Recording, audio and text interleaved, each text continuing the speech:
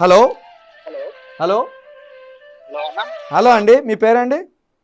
నా పేరు కిరణ్ అన్న. ఎక్కడి నుండి మాట్లాడుతున్నారు?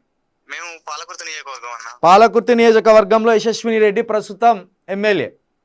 మాకిద్దరు ఎమ్మెల్యేలు అన్న. ఎవరెవరు? ఝాన్సీ రెడ్డి కూడా ఉంటది ఆమె. అత్త కోడళ్ళు ఇద్దరు? మాకు అందరికి నియోజకవర్గానికి ఒక్కొక్క ఎమ్మెల్యే అంటే మాకు ఇద్దరు ఉంటారు అన్న. ఇద్దరు, మొత్తానికి ఇద్దరు ఎమ్మెల్యేలను సంపాదించుకున్న అదృష్టవంతులు పాలకుర్తి ప్రజలు, అంతేనా? ఇద్దరు ఎమ్మెల్యే ఉండి ఏ పని లేకుండా ఒక పథకం రాకుండా ఉన్న అదృష్టవంతులు అంటే మా నియోజకవర్గం ఒక్కడే అన్న. మీరు ఒక్కటేనా? ఇప్పుడు సమస్య ఏంది అక్కడ ప్రధానంగా? ఏం లేదన్న, 6 గ్యారెంటీలు అన్నారన్న. ఒక బస్సు తప్ప. ఆ బస్సు అయినా ఎప్పుడో ఒకసారి మా ఊరికి వచ్చేది, ఒక 5-6 గంటలకు ఒకసారి వచ్చే బస్సు.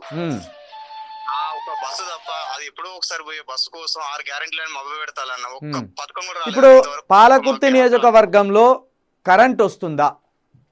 కరెంట్ ఎక్కడిదన్నా? గింతంత మొన్న గాలి దువానానికి 5 గంటలు కరెంట్ తీసేసాలన్న. మా చేలతో మేమే నరకేసుకోవాలనుకుంటాను మా చేలను కూడా. ఎందుకంటే ఎందుకు ఓటి రాయి చేయితోని వానికి చేయి గుర్తుకని. మీకు నీళ్లు వస్తున్నాయా పంటలకు? నీళ్లు లేవన్నా, పొలాలన్నీ ఎండిపోయినాయి.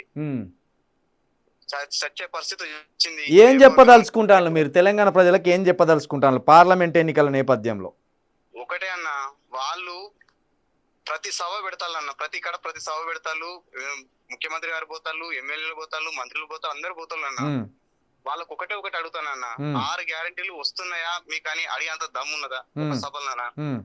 వాళ్ళని ఒకటే, ఇప్పుడు జై కాంగ్రెస్ అంటారు, జై తెలంగాణ అంటారు, అన్ని అంటారు, అన్ని చెప్తారు. ఒకటే చెప్పనన్నా, 6 గ్యారెంటీలు వస్తున్నాయా సభముఖంగా అడిగేంత ధైర్యం ఉన్నదా ఆ ప్రభుత్వానికి అని నన్ను అడుగుతున్నా మీ ఛానల్ ద్వారా. ఓకే, రైట్ అండి, థ్యాంక్ యూ అండి. ఒకటే, నేను ఎక్కువ మాట్లాడదలుచుకోలేదన్న. ఓకే అండి, ఓకే అన్న. Okay, right.